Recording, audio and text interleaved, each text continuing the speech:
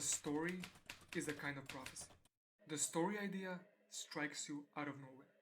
It comes instantaneously. It takes hold of you and won't let go. It feels important and visionary, and you can't stop thinking about it. And it seems as if it chooses you, precisely you. A storyteller, then, is a kind of prophet. You didn't invent the story idea yourself. You didn't come up with it through sheer effort and thinking. No, the story idea was given to you. You don't even know how you got it because you never had any choice in receiving it in the first place. The storyteller, you, in other words, is a mediator between the divine realm of ideas and this physical reality. You receive ideas from an eternal, universal realm, whether you want them or not. You then develop a duty to translate these ideas into clear and concise words or images and share them with everybody else. This is the same role religious prophets had throughout the millennia. Just as prophets were blessed with divine messages, so storytellers are blessed with profound truths about human nature and existence. Prophets spread religious and spiritual messages. They prophesize about the divine. Storytellers spread truths about the essential human experiences. They prophesize about how a life should be lived. It's just as important to understand who we are as storytellers as what we write about. And why we tell stories is just as important as how we tell them. Therefore, to understand our role as storytellers, we need to understand our role as prophets. I listened to so much advice on how to write and sell movies to Hollywood, but I never got any answers on what it means to be a storyteller. I never got a clarification on why I needed to write in the first place, aside from the fame and money I thought Hollywood would bring me. What I always wanted and needed to know was, why was I haunted by my stories? Why am I obsessed with these worlds and characters that inhabit my imagination to the point I care more about them than about this reality? Why does it feel like I discovered something important, and why do I have an urge to share it with others? If you are haunted by the questions of your purpose as a storyteller, whether you are good enough and whether you will ever succeed, then I want to help you find the meaning behind these questions. You, my friend, need to write because you are a kind of prophet. The story that revealed itself to you is a kind of a prophecy. Just as prophets warn us and inspire us to get in touch with the divine, so storytellers warn us about the wrong ways to live and inspire us to change. Therefore, you have a duty to share your story with the world. If you're a young screenwriter, then I hope this video convinces you to take your calling seriously. You have an important role to play in this world. But what does it really mean that storytellers are prophets? This might seem blasphemous to you or too far-fetched, but once we realize what a story is and how we get access to it, then it starts to make sense. A story is an eternal idea. It is a truth about the human condition. It resides in the Platonic realm of ideas, with every other truth, be it of mathematical, philosophical, or spiritual nature. On the other hand, everything in this material world is divided, particular, and ever-changing. One moment it is here, the next it is gone. Without an eternal realm to impose structure on it, it would be impossible to make sense of it. Hence, the Platonic realm exists, and it is in contact with this world. But we cannot think or work our way to this realm. There is no button to push to get there. The only faculty of the human mind which is in contact with it is the inspiration. And the channel which connects the inspiration and the Platonic realm of ideas is called a revelation. This is the key to all prophecy. Revelation. It is that feeling as if the curtain has been lifted and the light finally breaks in. As if someone flipped a switch in your mind and gave you a brilliant insight. All great ideas and truths are revealed to us. We are nothing but a convoy in service of them. All great artists talk about this creative or even divine inspiration. And that's exactly right. You should have realized it by now as well. How did this story come to you? How did you discover this idea? The idea was revealed to you. It chose you, not the other way around. This is the nature of prophecy. This is what makes you a prophet. You are a prophet because the story idea is a truth and it urges you to share it with everyone else. Prophecies are not limited to religious ideas, but just to true ideas. That's why storytellers, but also mathematicians, physicists, and philosophers can be labeled as prophets. It's because we are all in contact with the truth, independent of its subject matter. Prophecies are concerned with the truth of an idea, not its subject matter. Prophets are therefore defined by their relation to truth.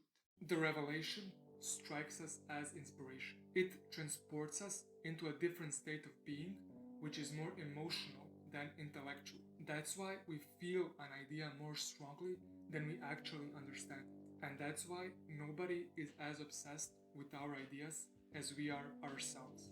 This state of being, when an idea reveals itself to us and lights up our whole being, explains the existential condition of storytellers. There are 4 necessary aspects of this condition and to being a prophet. They follow directly from the nature of a revelation. The revelation offers access to the realm of ideas, not based on interpretation or reasoning, but on first-hand experience. That's why ideas grip our entire being and not just the intellect. That's why ideas feel so important. You experience them before you understand them. You feel as if you understand your idea perfectly, but when you start writing, you are missing the right words. You are first inspired by the truth. You sense its importance, but you can't quite figure out how to communicate it right away. You really do have a clear vision of your story as it is revealed to you, because there is no need to mediate it. It is experiential, not intellectual. But you have difficulty writing it because you don't actually understand it right away. You feel it first.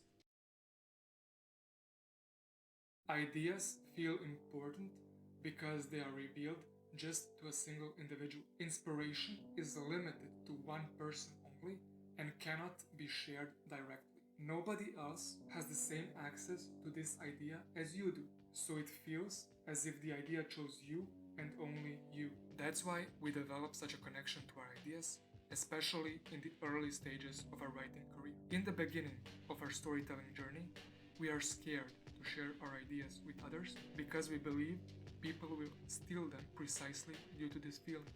But nobody has actually any urge to steal our ideas because they don't experience them the same way we do. Everyone values their own ideas most because those are the ones they experience directly. Everyone feels special about their ideas and cannot feel the same for other people's ideas. This is the nature of revelation. It is meant to make you feel special. The idea chooses only one person. If it chooses you, nobody else can feel the same way about this idea as you do yourself. We cannot share inspiration. We can only share words which inspire. Because the truth was revealed to you and only to you, because you feel like you were chosen and you didn't choose the idea yourself, you develop a sense of duty. It is as if somebody gave you the task to nourish the idea and share it with everybody else. You are not allowed to do with your ideas as you please. You didn't choose it. It was given to you. Therefore, it is not really yours. Because it is a part of the universal realm, it should be available to everyone, not just you. Truth doesn't belong to any one person. That's why you develop a feeling and a duty to share it with others. Because you are the only one who had the revelation, you develop a sense of guilt if you don't share it with other people. Keeping the truth only to yourself is a kind of betrayal, because the truth is like a seed. Once it is planted, it wants to grow. It wants to spread. It wants to live. Once a truth is planted in your mind, there is no way to shake it off. That's why you wish to succeed and share your story with as many people as possible. Your wish for success can be hijacked by the desires for fame and money, but at its core, it's about the need to share the truth you have found. Imagine a mathematician or a physicist who discover a proof about the nature of this physical reality. It could change the world. How could they possibly just enjoy this knowledge on their own? It is not success or fame that drives prophet or storytellers. It is the truth that pushes you to share your story. Why did Buddha return from his isolation in the mountains back to civilization and back to other people? He had a revelation about the deeper spiritual nature of reality, but he couldn't remain in isolation anymore. He had to share these truths with others. It wasn't because of fame or to establish a religion, but because the truth compelled him to do so. People will try to make you feel guilty that you want to succeed. If you are an artist, you should do art just for art's sake. No, that is what's really selfish. That is not what true artists have to do. Just writing for a hobby or for yourself is the worst advice you can give to a true storyteller. If you just write for yourself, then this video is not meant for you. True art yearns for growth. The truth and beauty of art want to reach as many people as they can. Art cannot exist for its own sake. Art exists for everyone's sake. You have difficulty in translating inspiration into words because you grasp your idea as complete and perfect, which it actually is, but you have to tell it sequentially and imperfectly. Nothing in this world is perfect. Nothing is complete, but the eternal realm is both perfect and complete. Herein lies the discrepancy between the vision of your story and how it needs to be represented in this world. This discrepancy will never go away. You cannot use the same means through which you received the idea to share it with others. You cannot reveal the idea to everyone else directly. You cannot strike their inspiration. Instead, you have to use words. You have to awake emotions. You have to inspire with clear language and vivid images.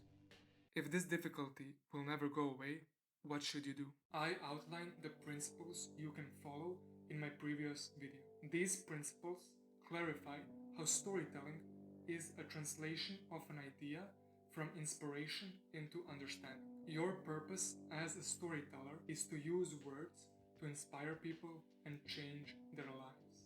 So what now? Just as we need mathematicians and philosophers and entrepreneurs to share their ideas with the world, so we need your ideas as well. Most people will never understand why you are so obsessed with your stories, but I hope you now have a clearer picture of your purpose. You are a prophet. You have found a truth about the human condition. You have found a path to a good life. So do your duty and share your vision of a better life.